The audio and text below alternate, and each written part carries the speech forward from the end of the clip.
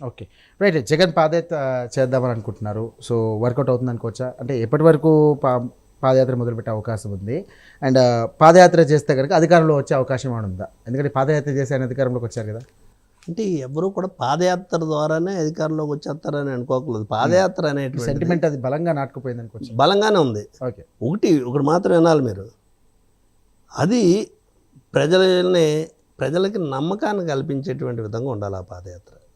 ఆ పాదయాత్ర వల్ల ఈ రాష్ట్రంలో ఉన్నటువంటి అనేక ప్రాంతాలను టచ్ చేస్తూ వెళ్తారు కాబట్టి ఆ జిల్లాలో, ఆ గ్రామాలో ఇవన్నిటిని కూడా పరిపాలన వచ్చిన తర్వాత దాని స్వరూపాలు మార్చాలనేటువంటి అక్కడ ఉన్నటువంటి అవసరాలని నోట్ చేసుకుంటూ మనకు అవకాశం వచ్చినప్పుడు వాటికి సంబంధించినటువంటి న్యాయం చేయాలనేటువంటిది చేయాలి.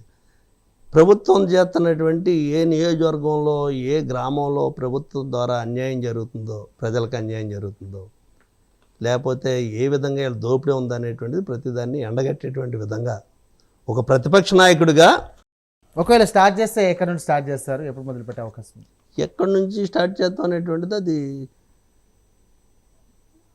ఆల్రెడీ జగన్మోహన్ రెడ్డి గారు అనౌన్స్ చేశారు మొన్న. 2027లో నా పాదయాత్ర ఉంటుంది అనేటువంటిది మొన్న ఏదో చెప్పారు కదా, అవును.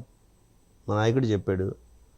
అది మొదలుపెట్టేది కూడా ఇరుకులపాయ నుంచి మొదలుపెట్టొచ్చు. ఏమో ఎక్కడి నుంచి పెడతారనేటువంటిది 2027లో అయితే ఉంటుందని, 27లో ఉంటుందని చెప్పేసి చెప్పడం చూసాం కదా మనం. కాపు